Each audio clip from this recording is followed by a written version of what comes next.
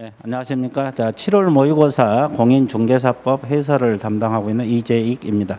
자, 이번 모의고사는 여러분들이 지금까지 꼭 공부해 놓은 걸 바탕으로 해서 무난하게 출제를 했습니다. 물론 공부가 좀 되신 분들은 무난할 거고 덜 되신 분은 좀 어렵겠지만 쭉 따라오다 보면 좋은 결과가 있을 겁니다. 자, 그러면 1번부터 하나씩 짚어보도록 하겠습니다.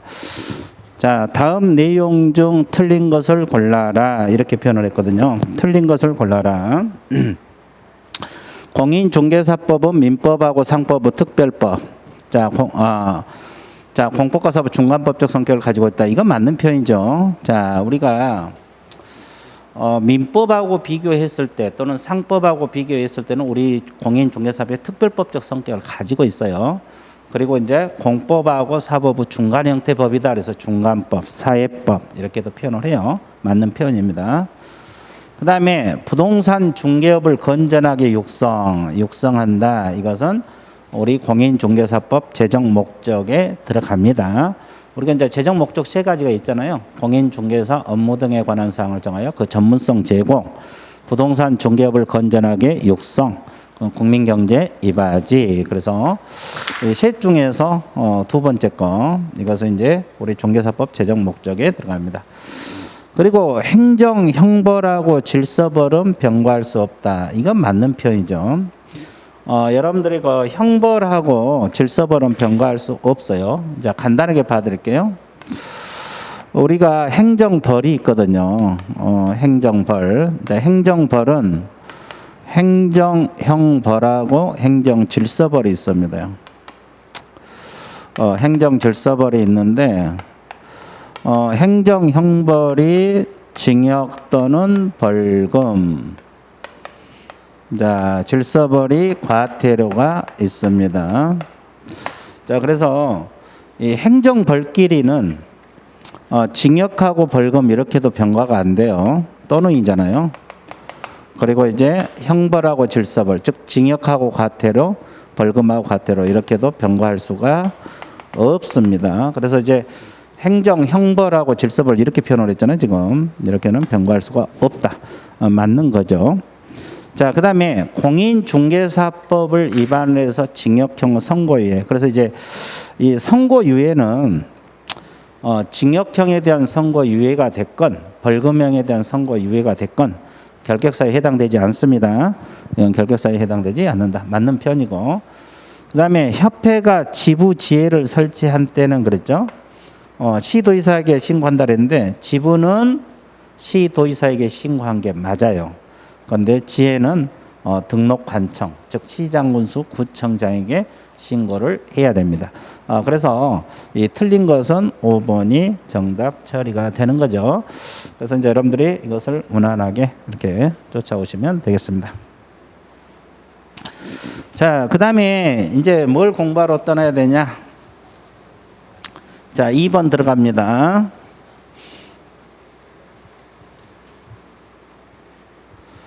자, 2번.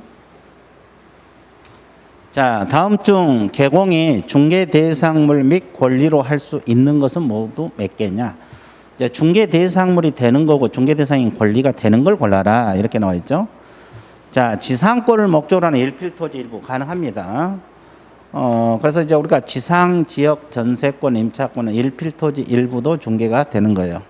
자, 그다음에 미등기 건물 이것도 중개 대상이 되는 겁니다. 근데 이 분묘 기지권은 일신 전속적이라 이 중개가 불가능해요. 설정 이전 다 불가능합니다. 그리고 이제 분양계약 체계로 장래 건축될 경우 이거 분양권이잖아요. 분양권. 이건 가능하고 그다음에 임목은 우리 법에 명문화되어 있잖아요. 가능합니다. 그리고 이제 금전 소비대차의 부서지는 저당권 설정. 자, 저당권 설정 가능해요.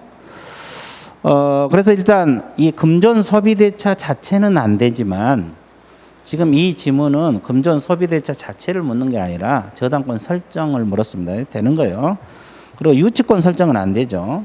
유치권 설정은 되지 않습니다. 그래서 중개 대상물이 되는 물건 및 권리는 기역, 니은, 니을, 미음, 비읍 5개가 정답이 되겠어요. 그래서 3번이 정답 처리가 되는 겁니다.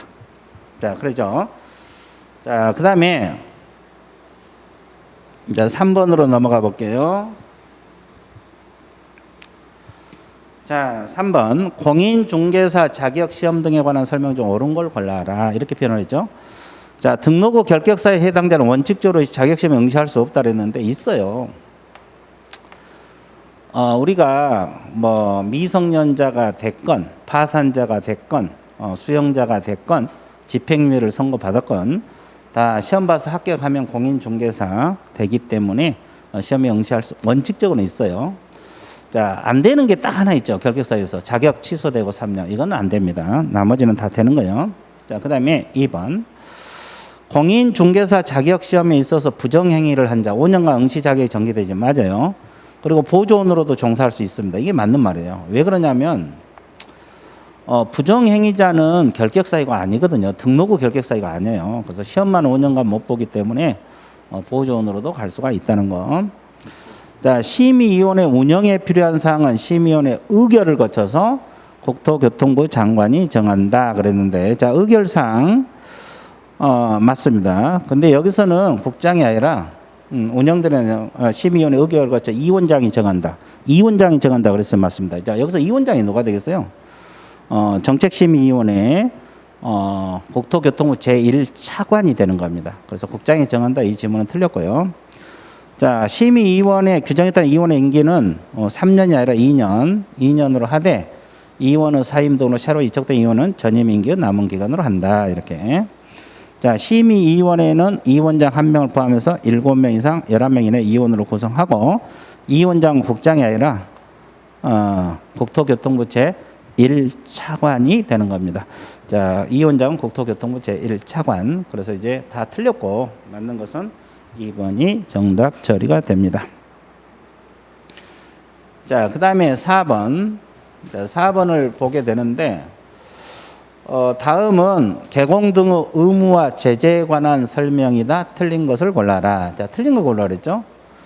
자, 개공이 중개 대상물 중개에 관한 표시 광고 의무를 위반할 때 100만 원 이하 과태료 맞습니다. 우리가 이제 표시 광고를 우리가 법에 명시된 대로 해야 되거든요. 위반하면 100만 원 이하 과태료. 자, 2번.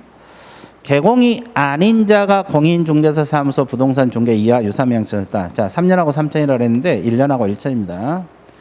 자, 그 틀린 것은 2번이 정답이네요. 자, 우리 법에서 개공이 아닌 자란 말, 공인중개사가 아닌 자란 말, 이 아닌 자란 말이 나오면 무조건 1년하고 1천이야. 공부하기 편하죠. 자, 그 다음에 등록관청은 사무소 간판 등에서 철거를 명령을 받은 자가 철거를 이행하지 않은 경우에 행정대집행법에서 대집행을 할 수가 있다. 자, 대집행권자. 자, 그래서 이 행정대집행법이라고 했는데 대집행 가능합니다. 철거를 명했는데 말을 안 들었을 때. 그렇죠? 예, 이것도 맞는 표현이고요. 자, 그 다음에 개공이 사무소 간판. 자, 사무소 간판에 공인중개사 사무소 부동산 명칭을 사용하지 아니한 경우에는 100만 원 이하 과태료 맞습니다. 그러면 개공은 사무소 이전 사실을 신고한 경우 지체 없이 사무소 간판을 철거해야 된다. 우리가 이제 간판 철거 사유가 3가지가 있잖아요. 여기처럼 사무소 이전할 때 종전 사무소 간판 지체 없이, 폐업 신고할 때 지체 없이, 등록 취소 당할 때 지체 없이 간판 철거를 해줘야 된다. 자, 그래서 다 맞는 표현이 되고, 자, 틀린 것은 2번이 정답 처리됐습니다.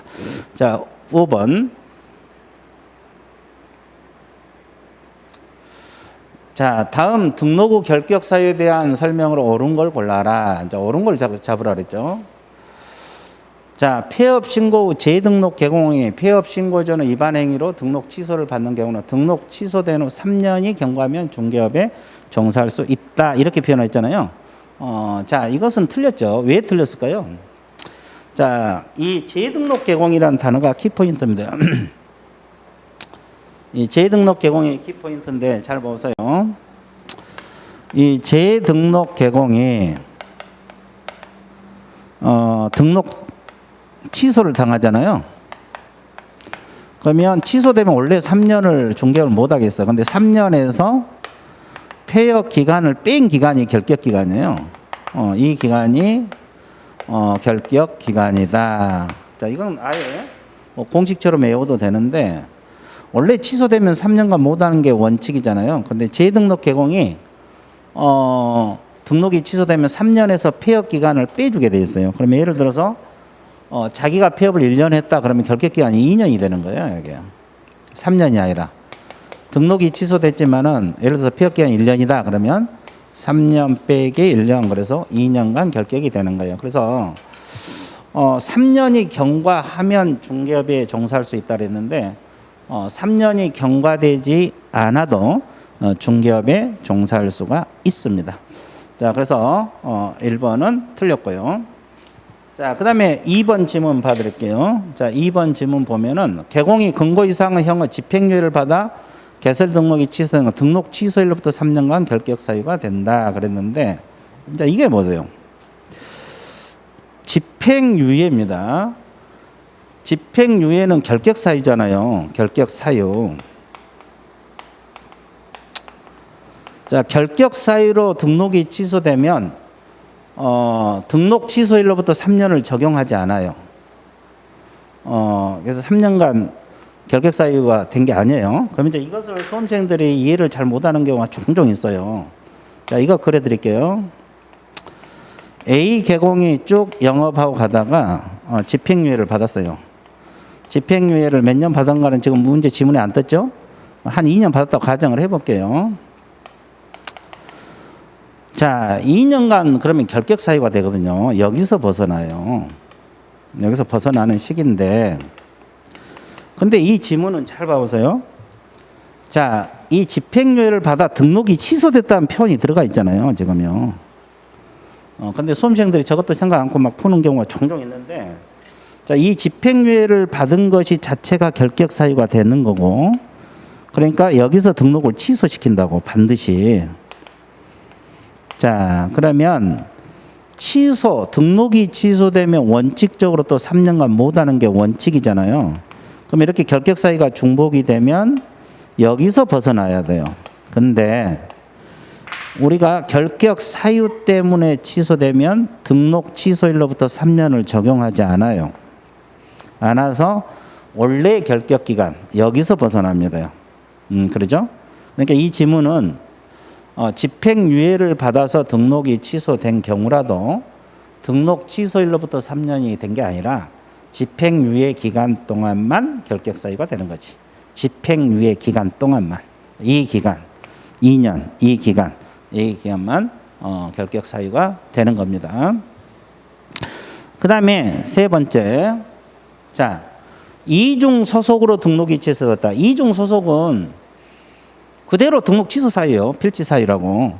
그러면 등록 취소일부터 3년간 결격 사유가 된다. 이게 맞는 말이죠. 이것은 이제 원칙 규정이 적용돼서 등록 취소일부터 3년간 결격이다. 자, 이렇게 공부를 해 주시면 되고 이제 3번이 정답 처리됐고 자, 그 다음에 이 4번 개공이 소속 공인 중개사나 보조원이 결격 사유에 해당하는 경우 그 사유 발생부터 2개월 이내 해소하지 않은 경우는 개공 결격 사유에 등록이 취소된다 그랬는데 이건 아니죠. 업무정지입니다. 업무정지. 자, 이게 틀렸고 업무정지 사유입니다. 자, 고용인이 결격 사유 있으면 2개월 이내 해소시켜야 돼. 안 하면 사장인 개공에게 업무정지 들어갑니다. 등록 취소가 아니고요. 자, 사원 임원 중 1인이 결격 사유 있는 자가 있는 법인은 개설 등록을 할 수 있다 그랬는데 등록 자체가 안 돼요. 우리가 결격 사유 있으면 등록을 못하게 돼 있잖아요. 그래서 이제 이거 틀렸어요. 그래서 이제 옳은 것은 3번이 정답 처리가 되는 겁니다.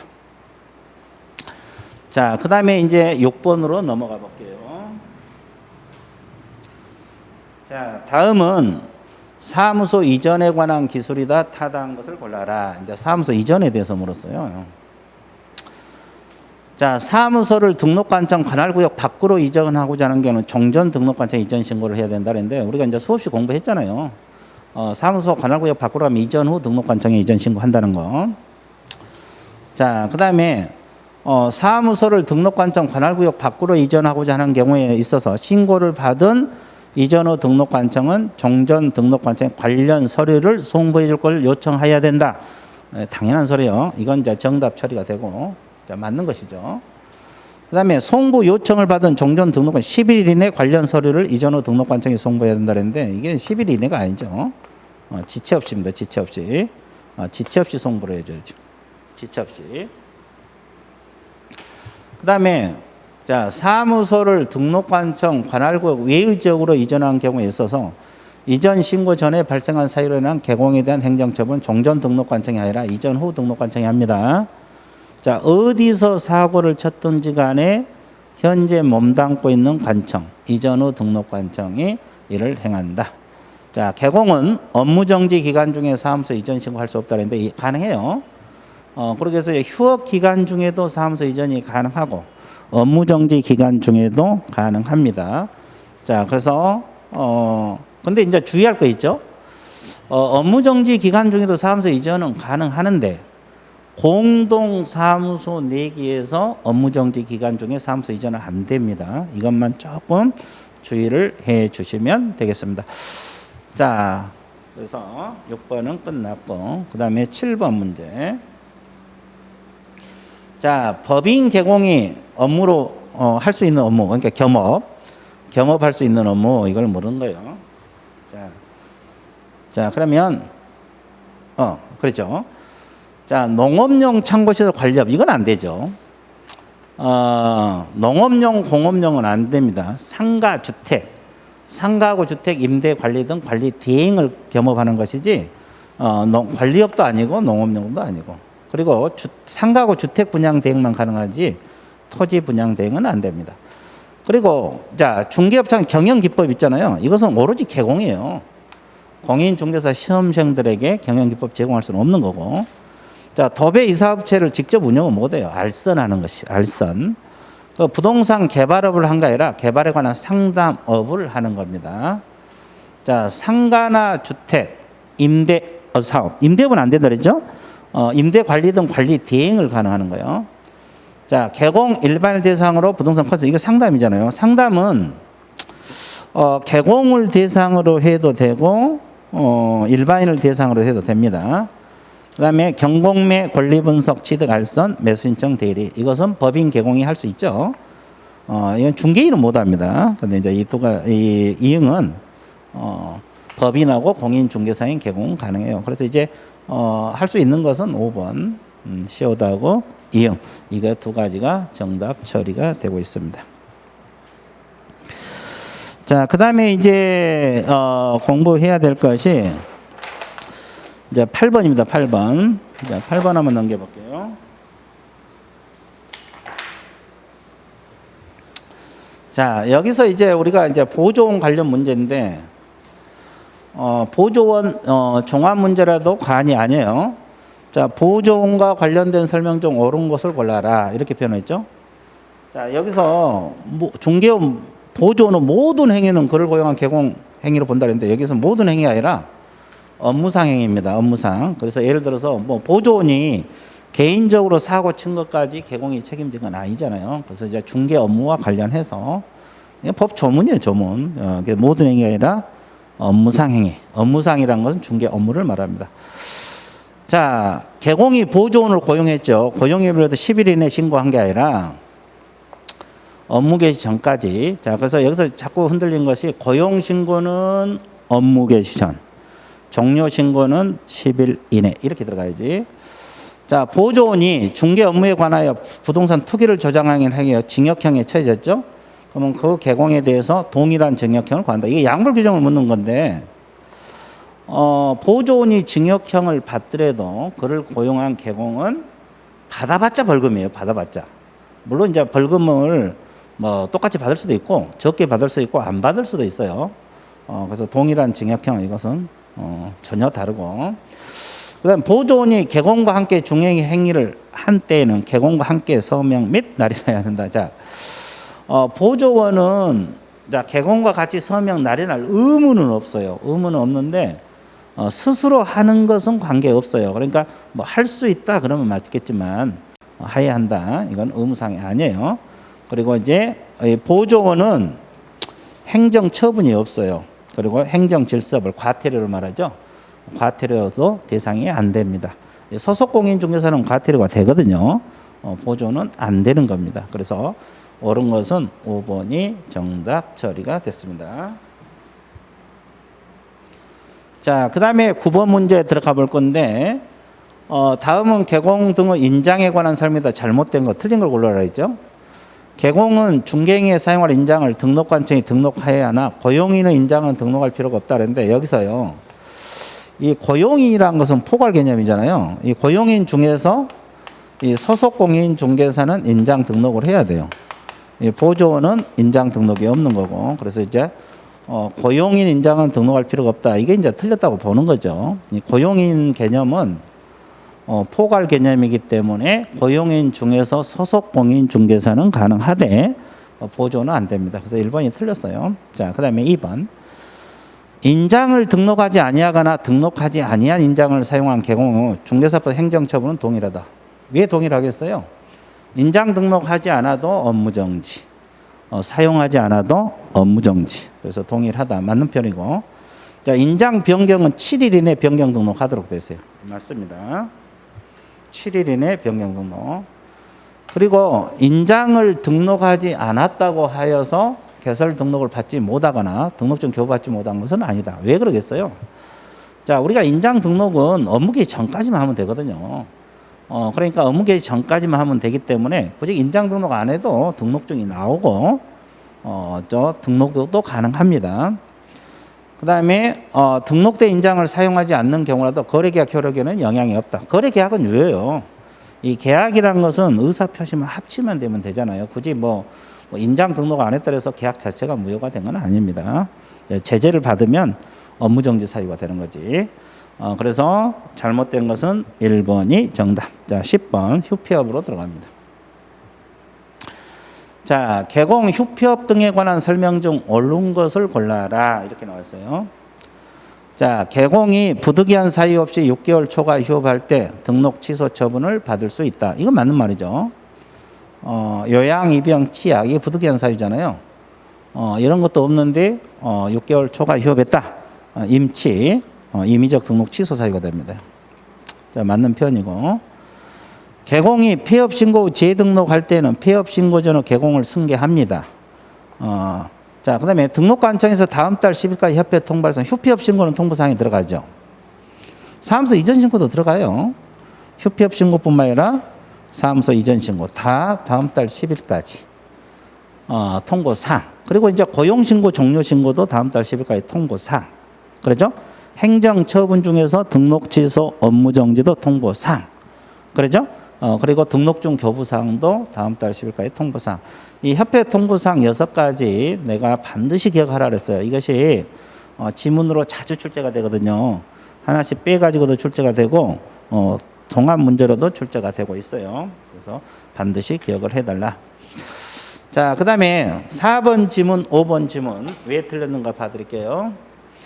자, 휴피업 신고는 전자문서가 가능하다 그랬는데 휴피업 신고할 때는 방문 신고만 가능해요. 전자문서 안 됩니다. 왜 그러냐면 휴피업을 할 때는 등록증 원본을 반납을 해야 되잖아요. 등록증 원본을 반납을 해야 되기 때문에 그렇습니다. 그래서 전자문서는 안 되고 개공이 휴업 신고 의무를 위반할 때는 업무정지 처분에 해당돼요.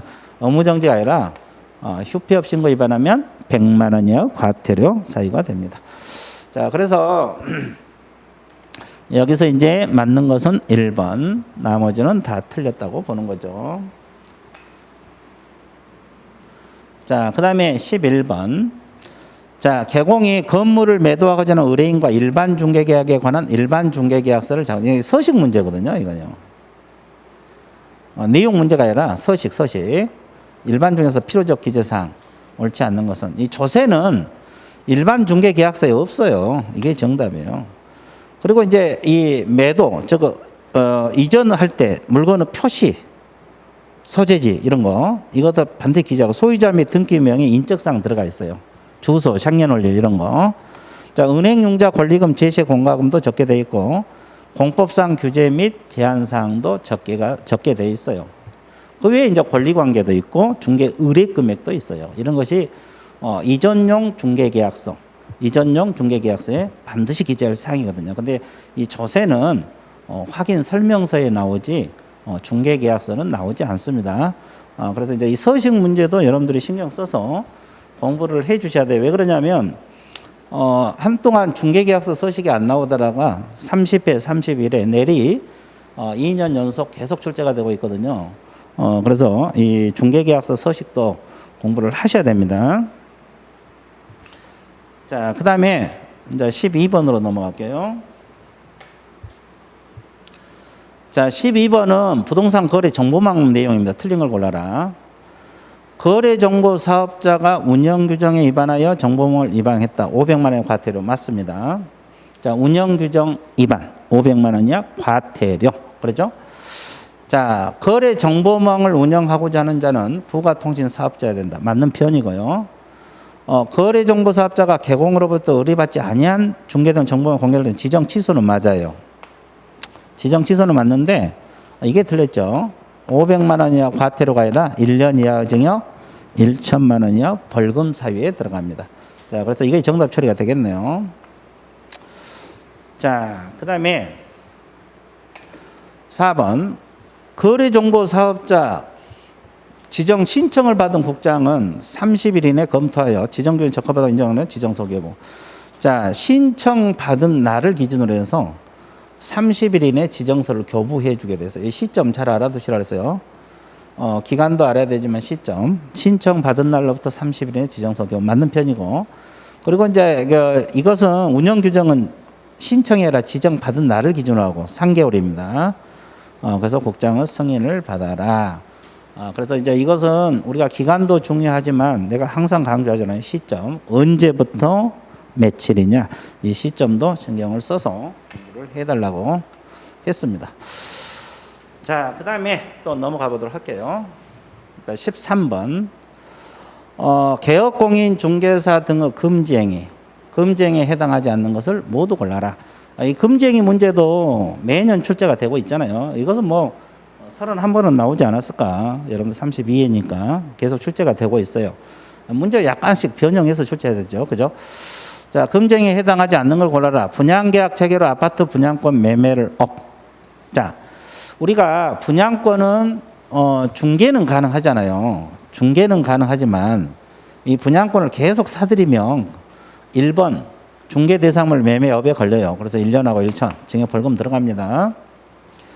자, 그 다음에 보수를 받지 않고 주택 청약 통장, 이거 관련 증서잖아요. 이건 보수를 받든 안 받든 관련 증서를 알선한 것은 3년하고 3천 징역 벌금 들어가요.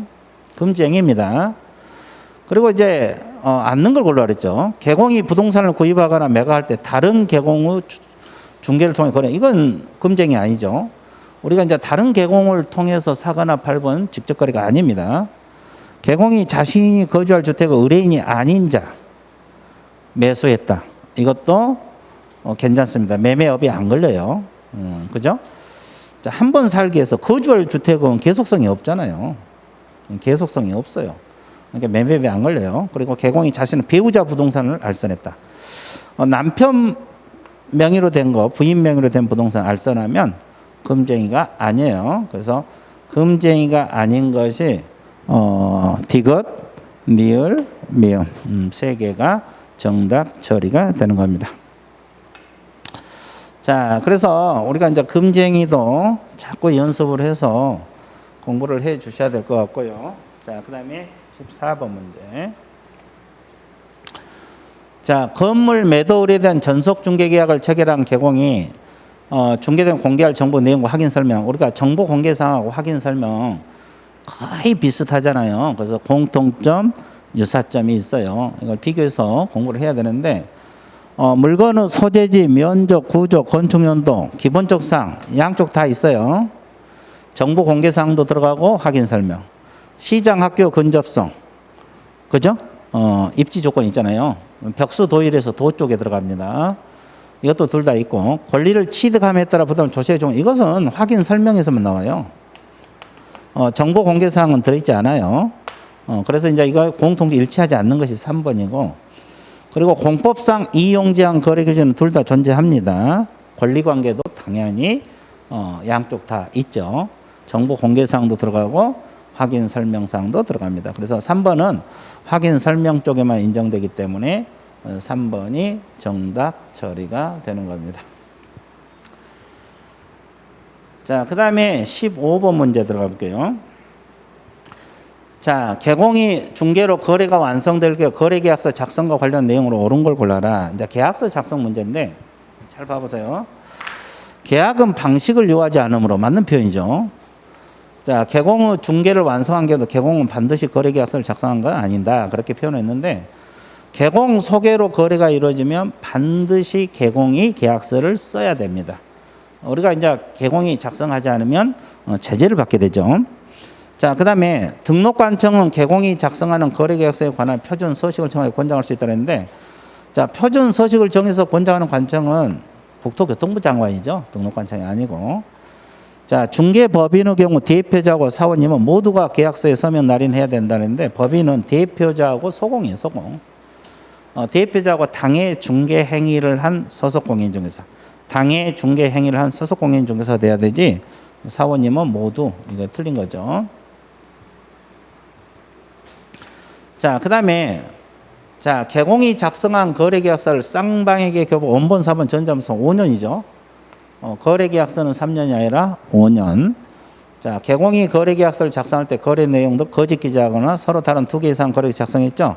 그러면 등록 취소 처분을 받을 수 있다. 임의적 등록 취소. 이게 맞습니다. 내가 1년 내 강조한 것이 거짓 기재하거나 이중계약서 하면 임의적 등록 취소다. 징역벌금 없다. 예, 그렇게 강조했습니다. 그래서 이제 등록 취소 처분을 받을 수 있다. 이것이 이제 임의적 등록 취소. 임의적 등록 취소. 자, 그 다음에 16번.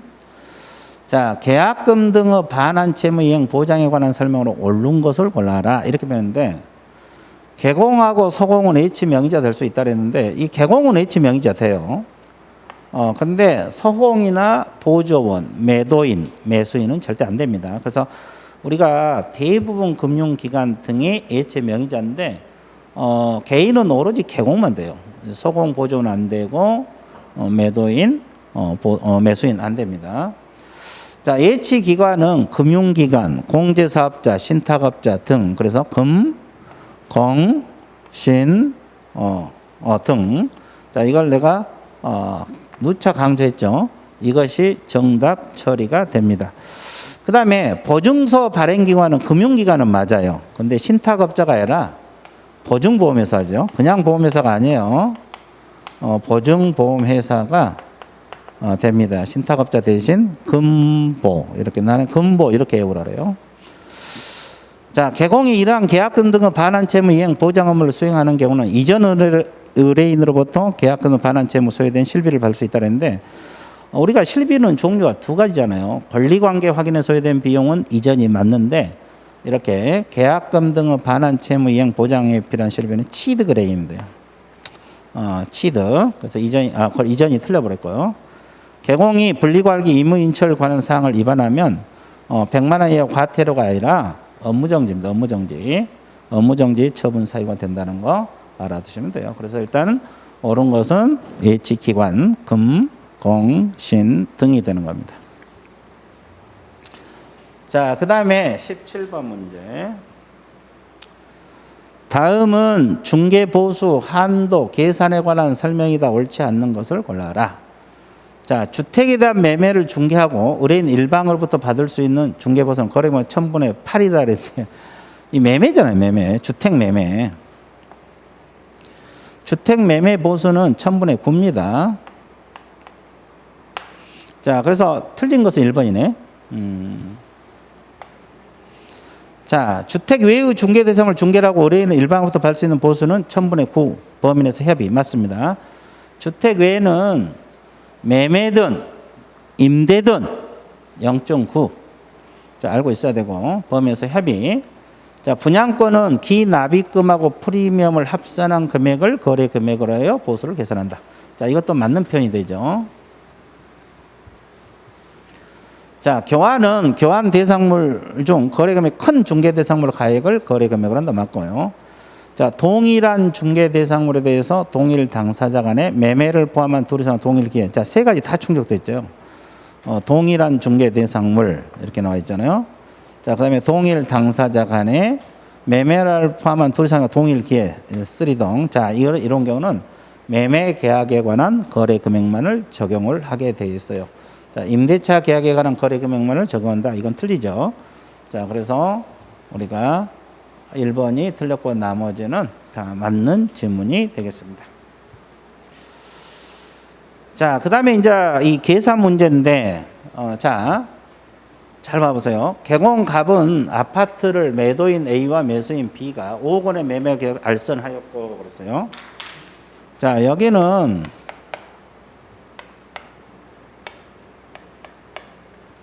자, 아파트라 그랬어요. 자, 이게 매도인이고 이게 매수인입니다. 일단. 그리고 이제 개공갑이라고 했어요. 자, 매매를 알선하였고 동일 기회, 이 동일 기회란 말이 들어 있잖아요. 그 아파트를 매수인 B가 임대인이 됐잖아요. 매도인 A가 임차인이 됐잖아요. 1억 5천에 임대차 계약을 체결을 알선하였다. 개공갑이 매도인 즉 A로부터 받을 수 있는 보수는 얼마냐 이렇게 표현을 했어요. 자, 그럼 임대차도 알선했거든요. 이렇게. 임대차는 이 사람이 임대인이라고 했어요. 이 사람이 임차인이라는 표현을 썼기 때문에 이건 쓰리동이 되는 거죠. 자, 봐보세요. 같은 아파트잖아요. 그리고 이제 당사자가 같잖아요. 매매와 동시에 임대를 했어요. 그리고 여기서 이제 동일 기회라는 단어가 제시됐고 세 가지가 다 충족이 됐습니다. 이 세 가지가 다 충족이 되면 매매 계약에 관한 거래 금액만을 적용하도록 돼 있어요. 임대차는 아니에요. 그러니까 매매만 계산하면 돼요. 이건 다른 건 필요 없어요. 매매만 계산. 그러면 매매 거래 금액에 임대는 뭐 이거 환산해야 되는데 이건 필요 없어요. 1억 5천 이런 건 필요 없고 일단 매매만 계산을 하면 되는데 매매가 지금 5억 원에 했다 그랬잖아요. 그래서 5억 곱하기 요율이 매매는 2억에서 이거 0.4요. 0.4. 자, 근데 이것은 쌍방이 아니라 A로부터 받을 수 있는 보수 그렇게 표현했기 때문에 그대로 계산하면 돼요. 5, 4, 20. 200만 원 나오네요. 이것이 이제 보수가 되는 거지. 그래서 이 경우는 1번이 정답 처리가 되는 거죠. 자, 그래서 일단은 1번이 정답 처리가 됐습니다. 자, 그래서 이건 쓰리동 문제예요. 동일 물건, 동일 당사자, 동일 기회. 쓰리동 문제라는 거. 자, 그 다음에 19번 문제. 다음은 공인중개사 협회에 관한 설명이다. 옳은 걸 골라라. 자, 협회 총회 의결은 5일 이내 국장에 보고한다는데 이것도 내가 누차 강조해 지체 없이입니다. 그리고 이제 보고. 이 보고도 신경 써야 되고 지체 없이. 자, 이것이 틀렸고요. 협회는 시도의 지부를 시군의 지혜를 정관이 정한 바에서 둘 수 있답니다. 반드시 두어야 한다. 틀렸고요. 협회에서 정보망 등을 운영할 수 있는 바 회원만이 운영할 수 있다 그랬는데 이 정보망은 회원이 아닌 비회원도 가능해요. 물론 협회 회원은 당연히 이용 가능하겠죠. 근데 회원이 아닌 자도 가능하다는 거. 자, 이것도 여러분들 신경 써 보시고. 그다음에 공제사업 운영위원회 운영에 관한 필요한 사항은 위원회 심의를 거쳐서 위원장이 정한다. 자, 이게 맞겠어요? 자, 운영위원회는 심의를 거쳐서 위원장. 이게 맞는 말이에요. 자, 그래서 여기서는 심의, 운영 누차 강조하잖아요. 이 두 단어. 자, 이게 맞는 말이고 운영위원회 위원은 19명입니다. 20명이 아니라 19명 이내. 그래서 이제 4번이 정답 처리가 되는 겁니다. 자, 그 다음에 20번 문제 넘어가 볼게요. 다음은 교육 업무에 관한 설명이다. 옳은 걸 골라라 그랬어요. 옳은 거. 자, 옳은 거. 자, 예방 교육을 실시하려는 경우 교육일 10일 전까지 교육일 시 공고하거나. 자, 여기서 10일 전까지도 중요하고 공고하거나 통지입니다. 이게 맞는 말이에요. 자, 예방 교육은 공고하거나 통지입니다. 근데 우리가 연수교육은 통지만 하라고 됐거든요. 근데 이제 예방교육은 공고하거나, 이게 신문에다 공고하거나 아니면 직접 통지하는 두 가지 방법이 가능해요. 자, 1번이 정답이고. 자, 연수교육은 개공소은 직무 수행에 필요한 법률 지식, 중개, 경영, 실무, 직업이. 자, 연수교육은 재교육이잖아요. 재교육 성격을 갖고 있잖아요. 재교육 성격을 갖고 있기 때문에 자, 공부할 때 무조건 외우지 말고 이 중개, 경영, 실무 맞아요. 직업 윤리도 맞고. 근데 이 법률 지식 습득은 실무교육 내용이에요. 실무교육. 연수교육은 재교육이기 때문에 법하고 제도가 자주 바뀌어. 그래서 내가 항상 강조한 것이 연수교육은 재교육 성격을 갖기 때문에 법 제도 변경이라고 항상 내가 강조를 하잖아요. 이게 틀렸습니다. 그 다음에 시도지사가 교육 업무를 위탁하고자 하는 경우에는 반드시 협회에다 위탁해야 된다. 이게 틀렸죠. 반드시가 틀렸어요. 자, 이 교육은 학교도 있고 협회도 있고 그죠? 공기업 준정부기관도 있습니다. 자, 그 다음에 4번 직무교육, 연수교육 실시권자는 시도의사 등록관청이다. 그렇게 표현했는데 자, 직무교육은 시도의사 등록관청이 맞아. 근데 연수교육 실시권자는 시도지사만 돼요. 그래서 이제 직무교육은 이 지문이 맞고 연수교육은 시도지사만. 그리고 연수교육 정당한 사유 받지 않으면 100만 원이 아니라 500만 원이야 과태료. 자, 이것은 뭐 다 알 것이고. 자, 그래서 일단은 이렇게 정리를 해 보겠습니다. 자, 그다음에 자, 21번 문제. 자, 다음은 공인중개사 법령상 등록관청 포상금 지급에 관한 설명이다. 옳은 걸 골라라. 이제 포상금 관련 내용이죠. 이 포상금이 올 3월 달에 좀 바뀐 내용이 있어서 신경 써서 공부하세요. 옳은 것을 골라라. 자, 등록관청은 무등록 중개업자 등록관청 수사기관, 부동산 거래소 결환행위 신고센터 이건 이제 새로 추가된 거죠. 신고 또는 고발한 포상금을 지급할 수 있다. 맞는 표현입니다. 우리가 이제 작년까지만 해도 등록관청 수사기관만 나와 있었잖아요. 부동산 거래소 결환행위 신고센터 이게 추가돼서 이게 맞는 말이고. 자, 거래가 완료된 것처럼 꾸민듯 시세에 부당한 영향을 주거나 줄 우려가 있는 자를 신고 고발하면 포상금 지급하지 않는다 그랬는데 지급해요. 자, 그 다음에 공소적인 무죄 판결을 받은 경우는 포상금을 지급하지 않는다 그랬는데 공소가 제기되면은 무죄 판결을 받든 유죄 판결을 받든 포상금이 나옵니다. 그래서 이것도 틀렸고. 자, 포상금 지급 신청을 받은 등록관청은 지급 결정을 한 경우에 결정부터 2개월이 아니라 1개월이죠. 1개월 이내에 포상금을 지급해야 된다. 그리고 동일 사건에서 2건 이상 신고 고발, 2건 그러면 균등이 아니라 최초입니다. 그러니까 같은 내용을 A는 오늘, B는 다음날 신고 들어갈 때 있잖아요. 그러면 최초가 됩니다. 최초.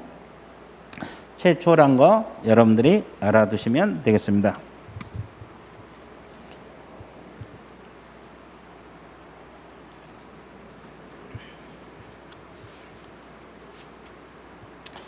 자, 그 다음에 이제 22번 문제. 자, 22번으로 넘어가는데 잘 봐보세요. 자, 공인중개사에 대한 행정 처분에 관한 설명 중 옳은 걸 골라라. 등록관청은 자, 여기서 문제 풀 때 주의할 것이 있어요. 여기 공인중개사라는 표현을 썼잖아요. 자, 행정처분에 관한 설명. 공인중개사 행정처분이 뭐가 있겠어요? 자격취소, 자격정지가 있잖아요. 일단 그걸 접근해야 돼요. 그러면 등록관청은 위반행위 동기 결과 횟수를 참조해 자격정지 2분의 1 범위에서 가중환경. 자, 자격정지 기간 2분의 1 범위에서 가중환경 가능해요. 근데 자격정지 가중권자는 등록관청이 아니라 시도지사가 됩니다. 우리가 자격증 교부한 사람 시도지사, 자격정지 시도지사. 그래서 등록관청이 틀렸고요. 자, 등록관청은 서공이 자격정지 사유에 해당한 사실을 지체 없이 그 사실을 시도에 통보. 이게 정답인데 이 지문은 내가 반드시 숙지하라 그래서 이 지문 자체를 이 불법 행위를 발견하기 쉬운 것은 등록관청이거든요. 그럼 서공이 자격정지에 해당하면 그 사실을 지체 없이 시도지사에게 보고가 아니라 통보입니다.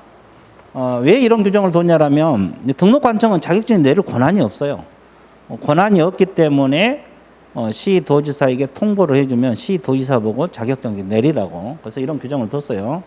자, 이 규정은 자격정지에서 나와요. 취소에서 나오지 않습니다. 자, 그래서 2번이 맞는데 이 지문이 엄청 중요하거든요. 그래서 이 지문을 통째로 숙지를 하셔야 돼. 이 지문을 통째로 숙지하시라 그래서 통째로. 자, 그 다음에 또, 자, 공인중개사인 개공이잖아요. 공인중개사인 개공이 공인중개사법 위반해서 300만 원 이상 벌금형을 받았다. 자격이 취소된다 그랬는데, 여러분들 보세요. 이 자격 취소가 되려면은 징역형을 받아야 돼요. 벌금 받았고는 자격 취소 안 돼. 항상 그걸 강조를 해도 소음생들이 그냥 추상적으로 풀고 있어요. 그래서 자격 취소란 단어가 나오면 징역형이 떨어져야 돼요. 근데 이제 벌금형 300만 원 벌금은 결격 사유는 되지. 그러면 등록 취소는 돼요. 결격 사유니까. 근데 자격 취소는 안 돼. 자격 취소는 반드시 징역형이 떨어져야 돼. 그다음에 시도지사는 자격 정지 처분을 할 때는 5일 이내 국장에 보고하고 달인통 이것은 자격 정지에서 나온 거 아니라 자격 취소에서 나와. 이 조항은 자격 취소를 할 때 5일 이내 국장에 보고하고 다른 통지 이렇게 해야 맞는 말이지. 정지에서 이런 규정 없어요. 자, 서공이 2개 이상 사무소 소속된 자격 취소된다는데 서공이 이중 소속했다는 소리 아닙니까? 서공이 이중 소속하면 자격 정지야, 정지. 근데 주의할 것은 정지 기간 중에 또 이중 소속하면 취소지. 그러니까 서공이 그냥 이중 소속하면 자격 정지. 정지 기간 중에 또 이중 소속하면 취소가 되는 겁니다. 자, 여기서 취소가 틀렸어요. 뭐 정지 기간 중 이중 소속했단 말은 없잖아요. 그래서 이제 이 자격증, 자격 정지, 공인중개사단 행정처분 봐드렸습니다. 자, 23번 문제입니다. 자, 개공이 공인중개사법 위반한 경우에 행해지는 행정처분 사유 중 성격이 다른 것을 골라라. 자, 성격이 다른 건 뭐예요? 처분 사유가 다른 걸 골라라 이 뜻 아닙니까요? 최근 1년에 이 법에서 2회 업무정지, 자, 2번 업무정지 받았어요. 또 과태료를 받았어요. 그리고 다시 과태료.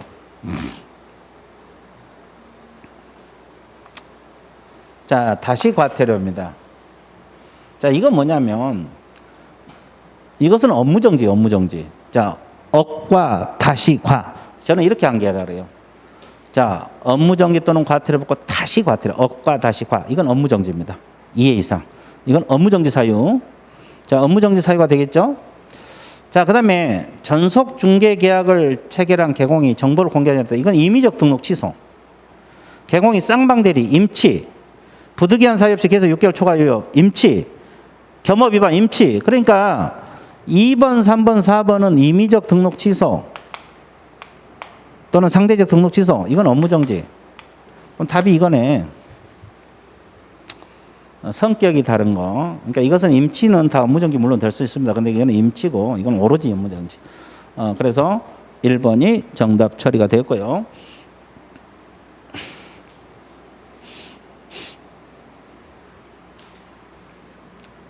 그 다음에 연결이 바른 것을 골라라. 잘 봐보세요. 실무교육 실시권자는 시도지사요. 틀렸고. 협회 지부지회 감독.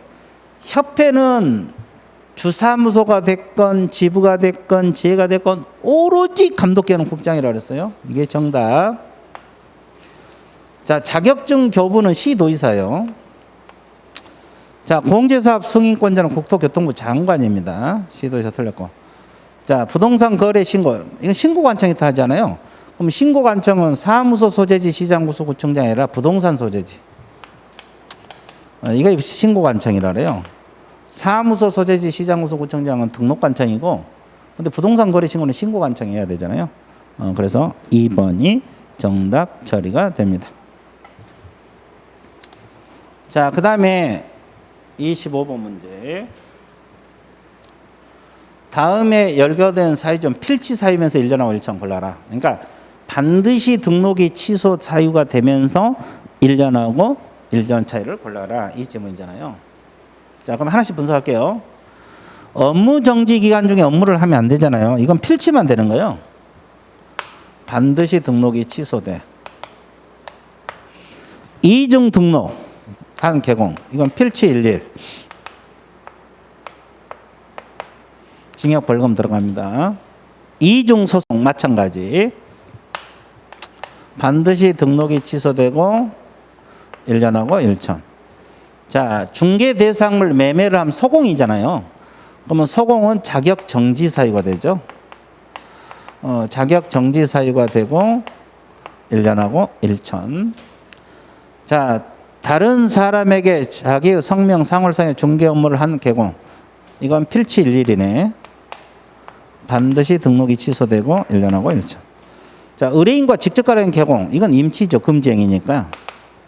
임치고 3년하고 3천 사유가 됩니다. 그러면 반드시 등록이 취소되면서 1년하고 1천을 골라라. 이렇게 표현했잖아요. 그러면 니은, 디귿 어디 있어? 자, 여기 필치1일 미음. 자, 니은, 디귿, 미음. 3번이 정답이네요. 3번. 그래서 이제 이거 벌칙 문제잖아요. 벌칙 문제. 여러분들이 자꾸 벌칙을 숙지하세요. 자, 그 다음에 이제 또 넘어갑니다.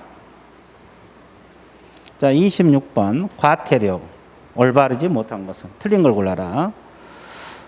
등록증을 반납하지 아니한 자에게 100만 원 이하 과태료. 맞습니다. 거래정보 사업자, 협회, 정보통신 서비스 제공자 과태료는 국장이 부과징수한다. 맞고. 자, 자격 취소 시 자격증 미반납자에 대한 과태료는 시도지사가 부과징수한다. 맞고. 과태료는 행정질서벌로서 형벌과 구분 경미한 법령사항에 대해서 과해진다. 맞고. 그 다음에 법 부칙 6조 2항에 규정된 개공이 그 사무소 명제 공인전. 자, 부칙 6조 2항에 규정된 개공은 옛날부터 해오신 분들이잖아요. 그래서 이제 이분들이 공인중개사 문자를 쓰면 안 돼요. 위반하면 100만 원 이하 과태료 들어갑니다. 이제 500만 원이 아니라 100만 원. 자, 그래서 틀린 것을 골라라. 5번이 정답. 그래서요, 가볍게 정리가 끝났죠. 자, 그 다음에 이제 뭘 공부하러 떠나야 되냐?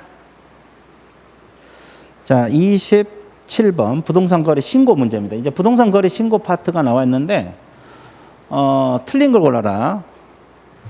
농지에 대한 매매 계약 체계로 농지증을 받았다 하더라도, 자, 농지증을 받았다 하더라도 부동산 거래 신고를 무조건 해줘야 돼요.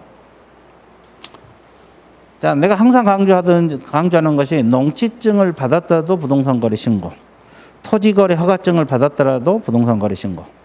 부동산 거래 신고는 무조건 해야 돼요. 자, 그 다음에 부동산 거래 가격 검증 체계를 구축 운영한 자는 국장이다. 맞는 편입니다. 자, 그 다음에 부동산 거래에 관한 신고는 이제 거래당사 건축물 종류가 잘못 기재했다. 거래당사 개공원 신고 정정 신청. 맞습니다. 이 건축물 종류 있잖아요. 이걸 잘못 기재했다. 이런 표현이 되면 정정이에요. 정정. 맞는 표현입니다. 그 다음에 자, 신고 내용을 조사한 후 신고 관청은 조사 결과 시도지사에 보고, 시도지사는 신고한지 보고한 내용을 취합해서 매월 1회 국장에 보고. 자, 이 지문도 엄청 중요한 지문이에요. 신고 내용을 조사했잖아요. 그러면 시도지사에게 보고입니다. 보고. 자, 시도지사는 신고한지 보고한 내용을 취합해서 매월 1회입니다. 국장에게 보고입니다. 보고. 이거 맞고. 그 다음에 5번. 신고관청은 신고 내용 조사에 위반하여 거래대금 지급 증명자를 제출하지 않았다. 이건 500만 원 이하 과태료가 아니라 3천만 원. 3천만 원 이하 과태료다 합니다. 자, 그래서 틀린 것은 5번이 정답 처리가 되고 있어요. 자, 그 다음에 28번 문제.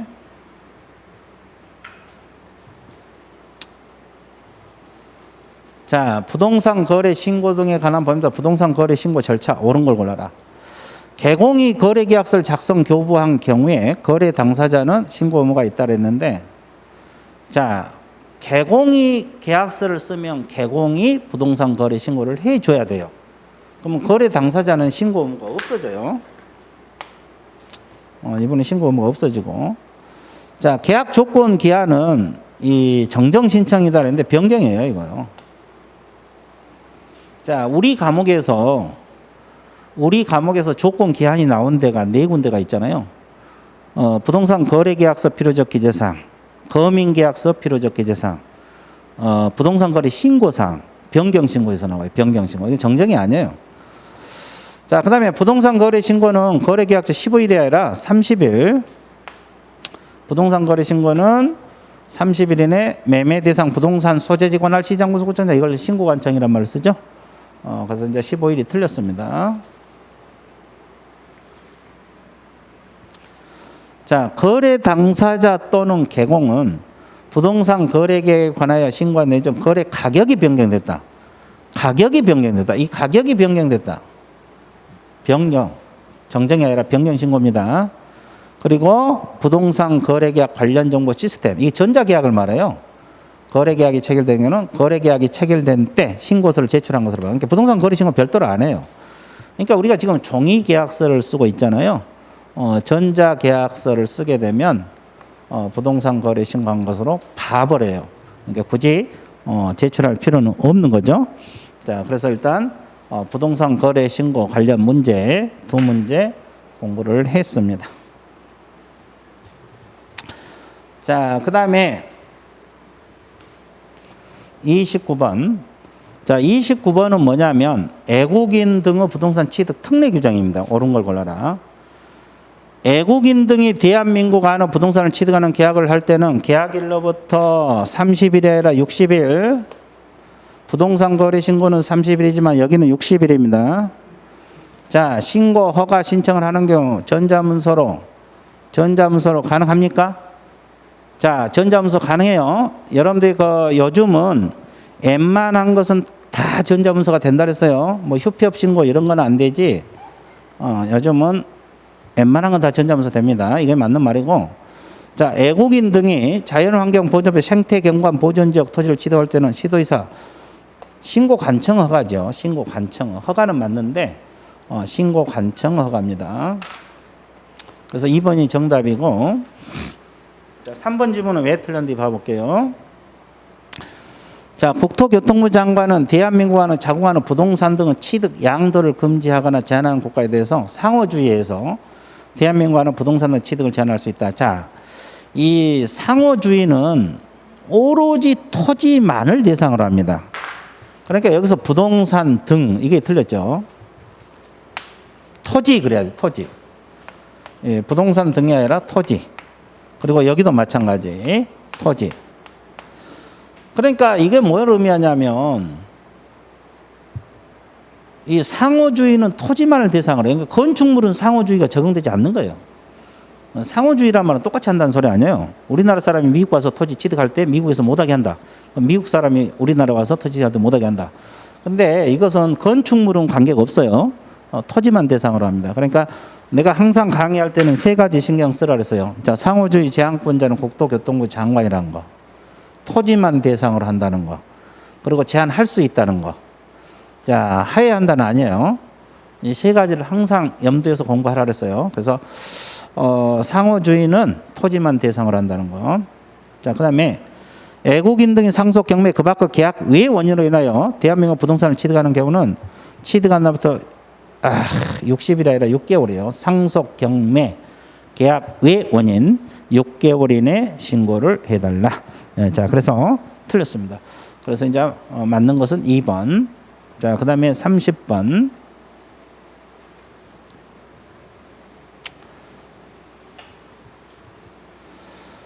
자, 다음은 부동산 거래 신고 등에 관한 법률상 토지거래 허가제.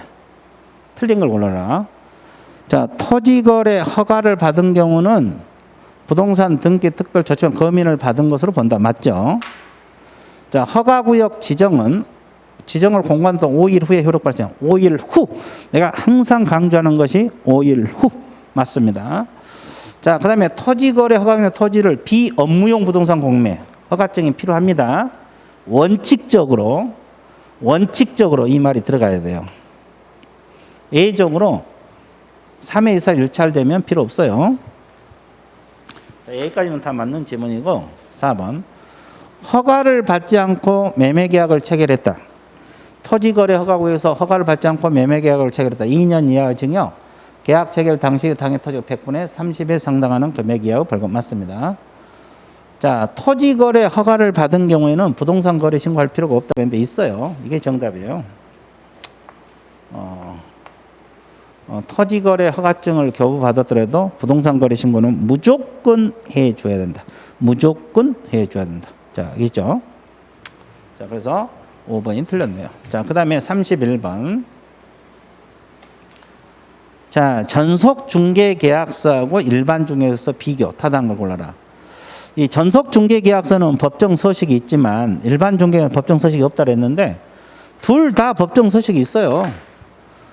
전속도 법정 서식이 있고 일반 중개 계약서도 법정 서식이 있습니다. 다만 일반 중개 계약서는 법정 서식이 있지만 국장이 권장사항이에요.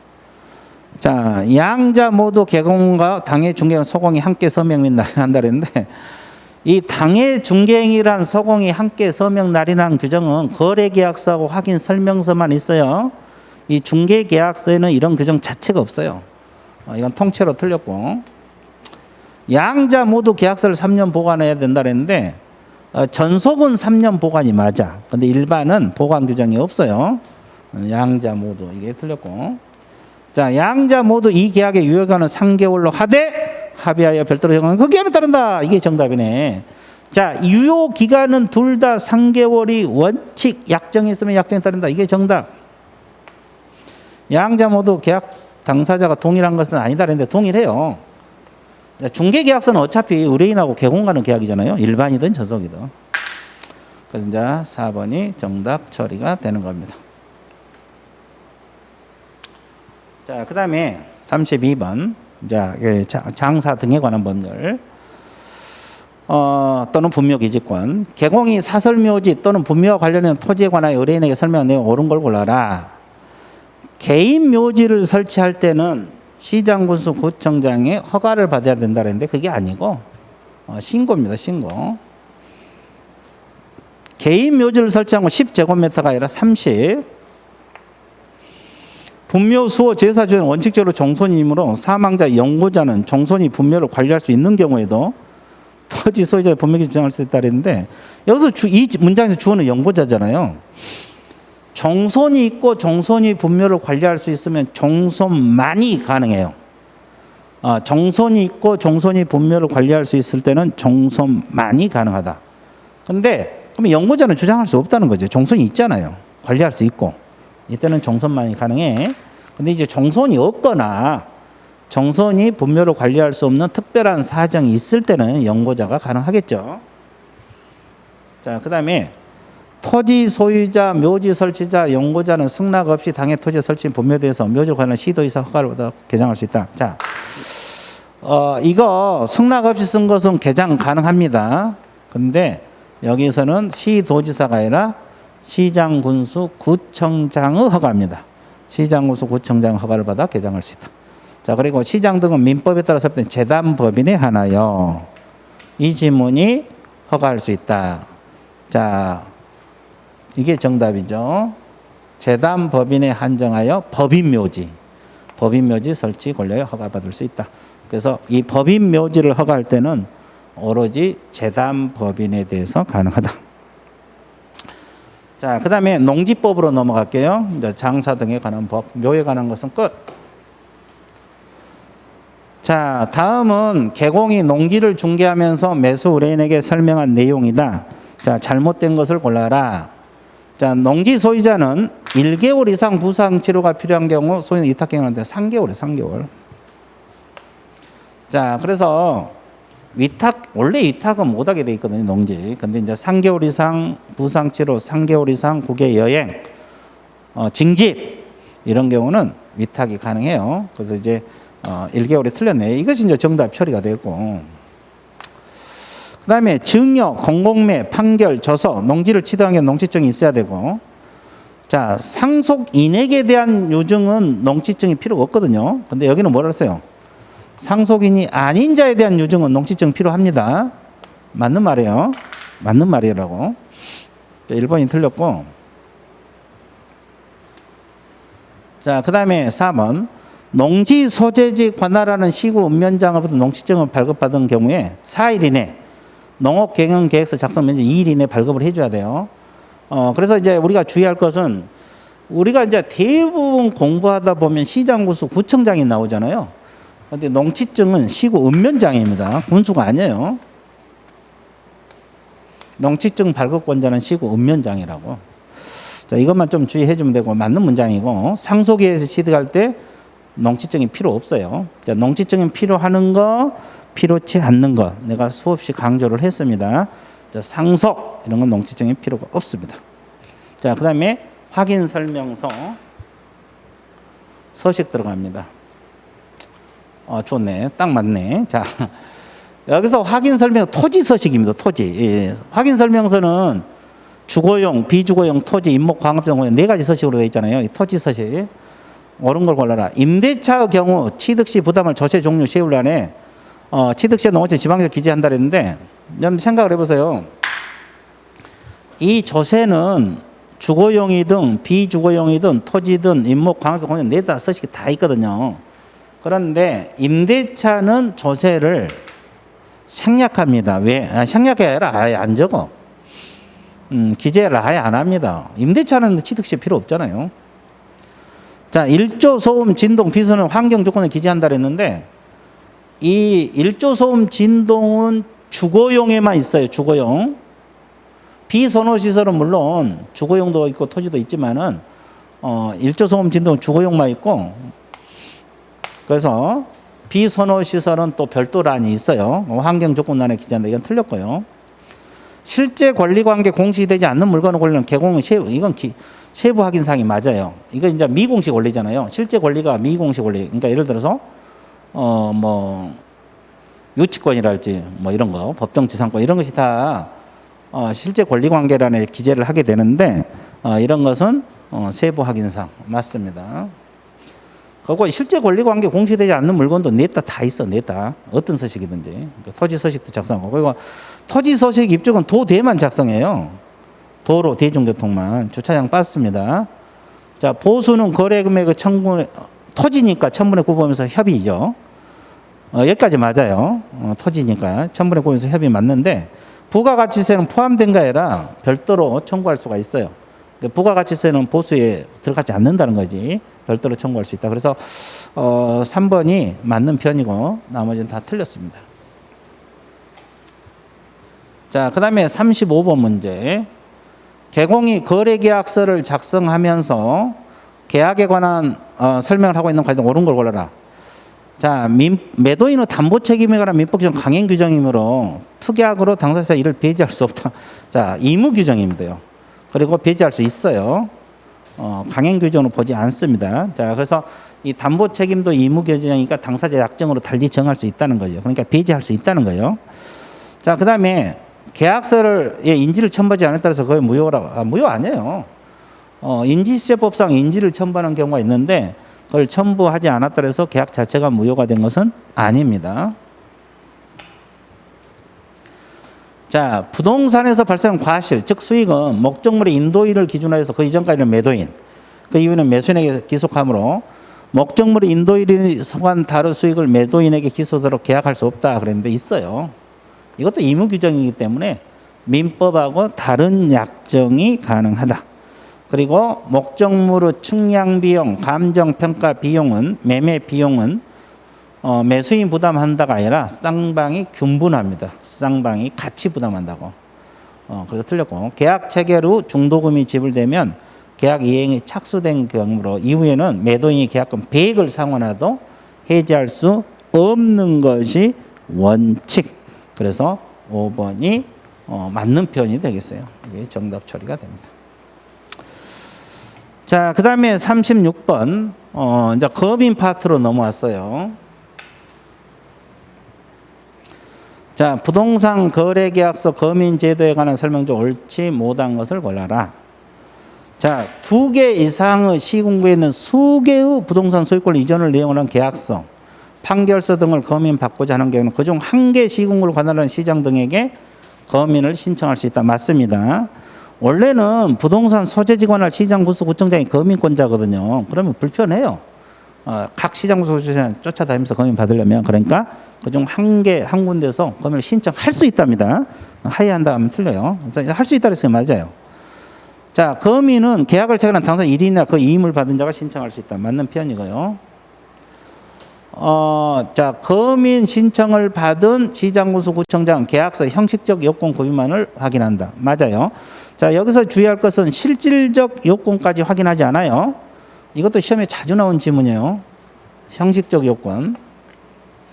자, 검인계약서 필요적 기재사항은 공인중개에 정해져 있으며 이것은 부동산 등기 특별조치법에 나와요.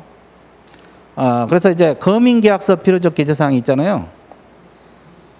이것은 우리 공인중개사법에 나온 거 아니라 부동산 등기 특별조치법에서 나온다고. 부동산 등기 특별조치법에서 나와요. 자, 그래서 계약 연월일은 필요적 기재사항입니다. 이것도 틀리고 이것도 틀렸네. 자, 이거 틀렸고 증여계약서도 검인 받아야 돼요. 여기 검인은 유상무상을 따지지 않아요. 그러니까 증여계약서도 검인을 받아야 됩니다. 그래서 이제 4번이 정답 처리가 됩니다. 그 다음에 이제 37번 문제.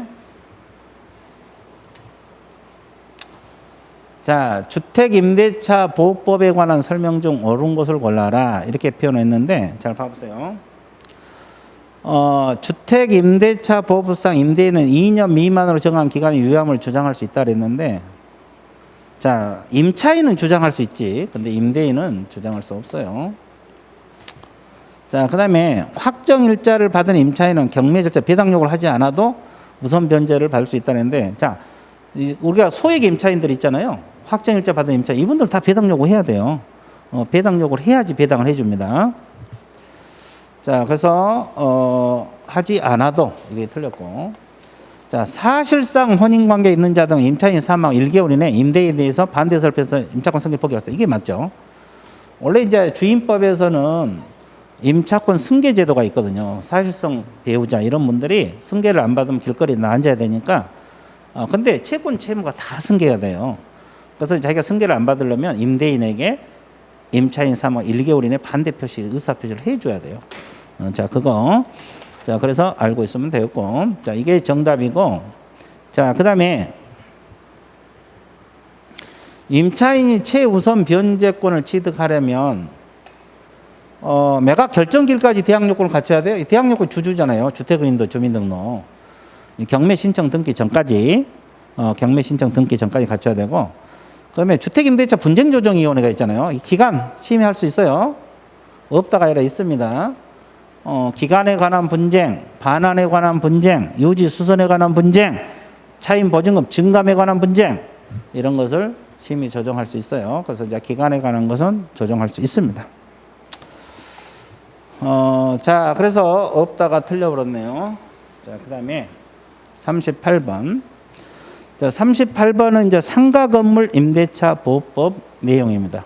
틀린 걸 골라라. 자, 개공이 갑이에요. 그리고 이제 을소유 건물, 임차인 병, 개공이 갑, 뭐 이렇게 돼 있네.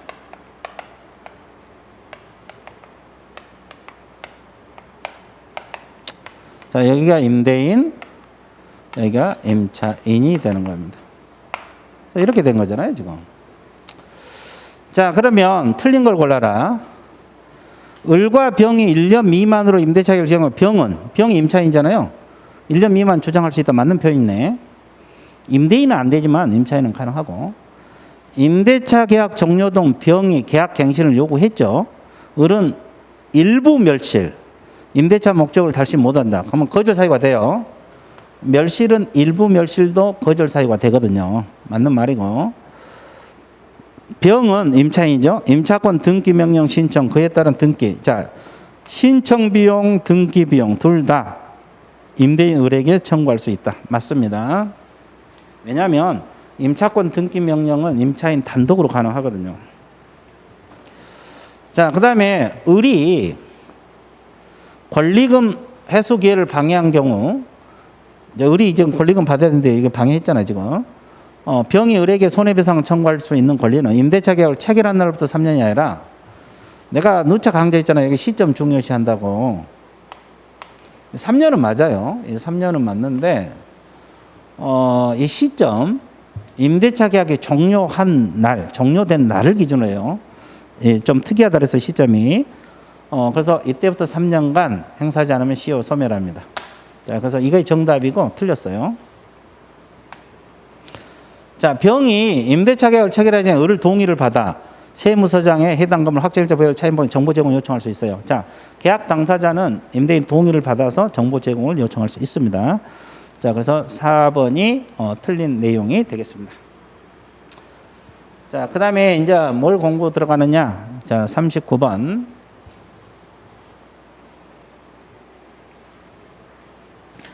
자, 경매 절차상 내용을 연결한 것이다. 바르지 못한 경우. 자, 배당 요구 종기를, 자, 법원에서 배당 요구 종기를 잡아서 공고를 할 때 처음 매각일 이후로 못 잡게 돼 있어요. 이전으로.